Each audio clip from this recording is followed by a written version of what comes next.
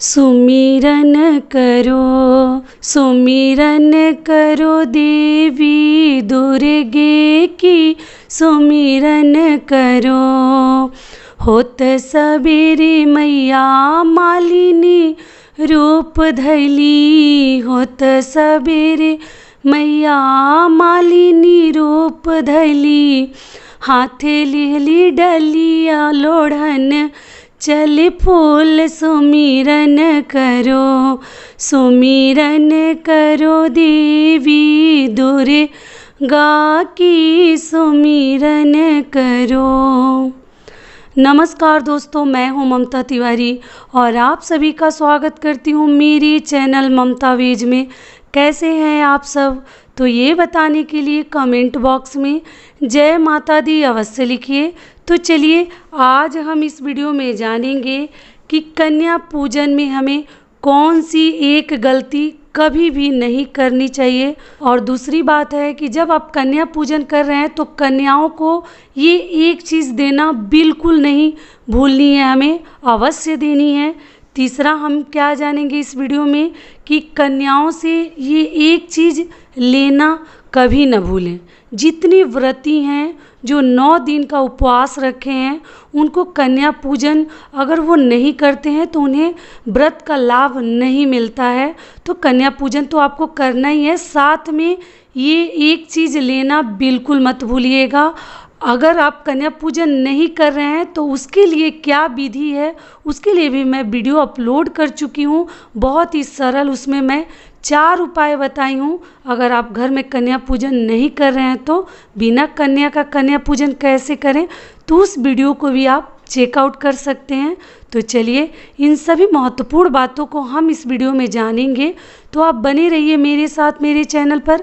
अगर आपको मेरा वीडियो पसंद आता है तो प्लीज़ आप मेरे चैनल को सब्सक्राइब कर दीजिएगा, बेल आइकन को प्रेस कर दीजिएगा, जिससे मेरे वीडियो के नए नोटिफिकेशन आप तक सबसे पहले पहुँचे। तो चलिए शुरू करते हैं। अगर आपको व्रत का पूरा फल चाहिए तो आपको कन्या पूजन अवश्य करना चाहिए।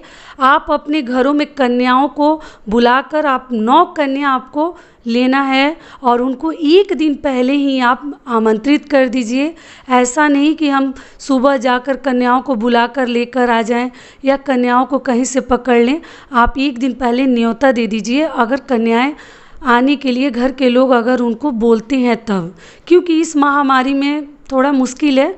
लेकिन अगर आप पूजा करना चाहते हैं और लोग अगर आदेश दें तो आप एक दिन पहले आमंत्रित कर सकते हैं कन्याओं को। दूसरा नियम क्या है कि कन्या पूजन जब कर रहे हैं तो साथ में आपको एक बालक अवश्य खिलानी चाहिए। भैरव के स्वरूप में, भैरवनाथ के स्वरूप में ज़रूरी है। कन्या पूजन के साथ एक लड़का को अवश्य खिलाना चाहिए। 9 लड़कियां और एक साथ में लड़का आपको खिलानी चाहिए। इस तरीके से कन्या पूजन हम करते हैं। और साथ में एक और नियम है कि 2 साल से 10 साल तक के बीच की ही लड़कियों को खिलाना चाहिए। उससे ऊपर की कन्याओं को आप ना खिलाएं, इतनी ही छोटी लड़कियों को खिलाया जाता है। तो सबसे पहले आप सुबह उठकर पूजा करें। माँ से खुशहाली की कामना आपको अवश्य करनी चाहिए कि आपके घर में नवरात्रि के दौरान और नवरात्रि के बाद हमेशा खुशहाली इसी तरीके से बनी रहे। माँ से हमें प्रार्थना करनी है और माता का भोग उस दिन आप जो बना रहे हैं वही आप कन्याओं को खिलाएं। ऐसा नहीं है कि कन्याओं के लिए अलग से और माता का भोग और प्रसाद हम अलग से चढ़ाएं। तो जो ही आप प्रसाद बना रहे हैं वो ही माता को भोग लगाइए और वही प्रसाद आपको कन्याओं को परोसना चाहिए। श्रद्धा के साथ परोसें, उनको प्यार से खिलाइए, उन्हें स्वच्छ आसन पर बैठाइए और उनका थोड़ा सा ध्यान दीजिए। सबसे ध्यान देने योग्य बातें हैं कि कन्या पूजन में आप ये गलती ना करें। जितने व्रती हैं 9 दिनों का जिसने व्रत रखा हुआ है वो कन्या पूजन अगर कर रहे हैं तो आपको कन्याओं के पास बैठना चाहिए। जब कन्याएं खा रही हैं तो आपको वहाँ पर ज़रूर बैठना चाहिए। अगर कोई आपके घर में साइड से काम करने वाला है, भोजन परोस के देने वाले हैं प्रसाद, तो आप देने दीजिए। लेकिन जो व्रती हैं उनको कन्याओं के साथ अवश्य बैठना चाहिए, क्योंकि वो कन्या नहीं है, वो देवी हैं। हमारे घर में माता का 9 स्वरूपों में हमारे घर में देवियाँ आई हुई हैं, तो उनको हमें छोड़ना नहीं है। बहुत ही प्यार और सम्मान के साथ उनको हमें खिलाना है। आप 1 मिनट के लिए भी उन्हें अकेला ना छोड़ें। तो ये गलती आप बिल्कुल मत करिएगा। फिर दूसरा जो नियम है कि कन्याओं को आपको ज़रूर देनी चाहिए, तो वो क्या है, तो कन्याओं को तो प्रसाद वगैरह आप खिला ही देते हैं, और लोग बहुत सारी चीज़ें भी देते हैं कन्याओं को, जैसे शिक्षा से संबंधित पढ़ने वाली चीज़ें, पेंसिल, पेन इत्यादि वगैरह देते हैं, या उनको खाने के लिए भी बहुत सारी चीज़ें लोग देते हैं, या उनके श्रृंगार का भी सामान दिया जाता है। लेकिन आप चाहें तो उनको ये सब चीज़ें तो दे ही सकते हैं, लेकिन फास्ट फूड वगैरह मत दीजिएगा, वो सब नहीं दिया जाता है। थोड़ा लोग दे देते हैं कि बच्चों को जो पसंद है तो लोग दे देते हैं, लेकिन प्लीज़ ये सब चीज़ें पूजा पाठ में नहीं दिया जाता। यहाँ तक कि कन्याओं को फल भी आप मत दीजिए, क्योंकि फल की प्राप्ति के लिए तो हम कन्या पूजन करते हैं, नवरात्रि का 9 दिन का हम व्रत करते हैं, और वो फल देकर हम तो फल को वापस कर देते हैं। तो इसलिए हमें कभी कन्याओं को फल नहीं देना चाहिए। शिक्षा संबंधी चीज़ें या श्रृंगार की चीज़ें या वस्त्र अगर आप चाहें तो दे सकते हैं, लेकिन साथ में एक चीज़ आप अवश्य दीजिएगा। वो क्या है, आपको मुद्रा।